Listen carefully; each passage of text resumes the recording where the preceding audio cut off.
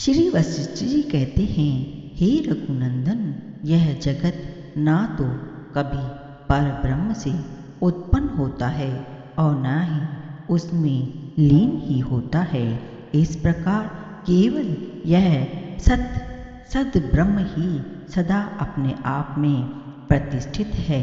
ब्रह्म में जो शून्य शब्दार्थ की कल्पना की गई है, अर्थात उसे जो शून्य कहा गया है, वह अशून्य की अपेक्षा से है। वास्तव में वह अशून्य रूप सत्य है।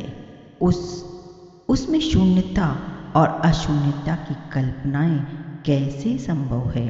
चेतन आकाश रूप इस ब्रह्म का प्रकाश केवल अपने अनुभव का ही विषय है, जो बुद्धि आदि के भीतर अंतर्यामी रूप से स्थित है, उसका वही अनुभव करता है, दूसरा नहीं, क्योंकि वह स्वाभाविक है। निश्चल होने के कारण सौम्य शांत आकार वाले महासागर के जल में जिस प्रकार बड़ी बड़ी लहरें विद्यमान होती हैं, उसी प्रकार निराकार ब्रह्म में उसी के समान यह विश्व स्थित है। पूर्ण से पूर्ण का ही प्रसार होता है। जो पूर्ण में स्थित है वह पूर्ण ही है। अतः विश्व कभी उत्पन्न ही नहीं हुआ, और जो उत्पन्न हुआ है वह तत्स्वरूप ब्रह्म रूप ही है। वह परमाणु से भी अधिक सूक्ष्म, अत्यंत अणु से भी अधिक अणु, परम शुद्ध, सूक्ष्म, शांत और आकाश के मध्य भाग से भी बढ़कर निर्मल है। दिशा, काल और परिणाम से उसका स्वरूप सीमित नहीं है। अतएव वह अत्यंत विस्तृत सर्वव्यापक है। उसका आदि अंत नहीं है। वह स्वयं प्रकाश रूप है, दूसरे किसी प्रकाश से प्रकाशित होने योग्य नहीं है।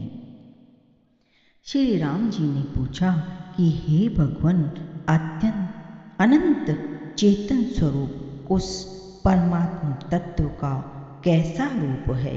इस विषय को आप फिर मुझसे कहिए, जिससे उसका भलीभांति बोध हो जाए। श्री वशिष्ठ जी ने कहा कि हे रघुनंदन, महाप्रलय होने पर संपूर्ण कारणों का भी कारण पर ब्रह्म परमात्मा ही शेष रहता है। उसका वर्णन किया जाता है, सुनो। समाधि में निरोध के द्वारा जब मन की वृत्तियों का क्षय हो जाता है, तब मन के अपने स्वरूप का नाश करके जो अनिर्वचनीय स्वयं प्रकाश सद्रूप अवशिष्ट रहता है, वही उस अनंत चिन्मय परमार्थ वस्तु का रूप है। जब दृश्य जगत नहीं रहता और दृश्य के अभाव से दृष्टा में विलीन हुआ सा प्रतीत होता है, उस समय जो दृष्टा, दृश्य और दर्शन इस त्रिपुटी के लय का प्रकाशक साक्षी रूप से अवशिष्ट रहता है, वह चिन्मय ब्रह्म ही उस परमार्थ वस्तु का स्वरूप है। जीव स्वरूपाचित सत्ता का जो अचिंतनीय चिन्मय निर्मल एवं शांत स्वरूप है, वही उस परमार्थ वस्तु या परमात्मा का रूप है। आकाश का जो रहस्य व्यापकत्व है, जो व्यापकता है, शिला का जो तात्विक रूप घनत्व है, तथा वायु का जो गूढ़ रूप अंतर बाहर में परिपूर्ण होता है, वही उस चैत्य भिन्न दृश्य रहित चेतन आकाश स्वरूप परमात्मा का स्वरूप है।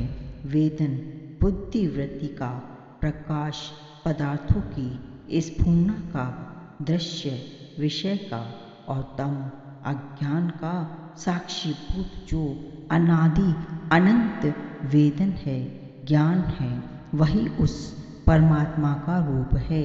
ये ज्ञान और ज्ञाता सामने प्रतीत होने वाली एक यह त्रिपुटी जहाँ उदित होती है, जिसमें स्थित रहती है और जिसमें लीन हो जाती है, वही उस परमात्मा का परम दुर्लभ रूप है।